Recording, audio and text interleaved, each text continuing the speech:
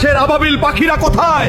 এটি ইসলামের ইতিহাসের একটি কালো অধ্যায়ের ঘটনা, আর এই ঘটনাটি নবী সাল্লাল্লাহু আলাইহি ওয়াসাল্লামের ইন্তেকালে প্রায় 300 বছর পরের ঘটনা। সেই সময় হজের মৌসুম চলছিল, হাজার হাজার মুসলমান কাবা ঘরে তাওয়াফ করছিল।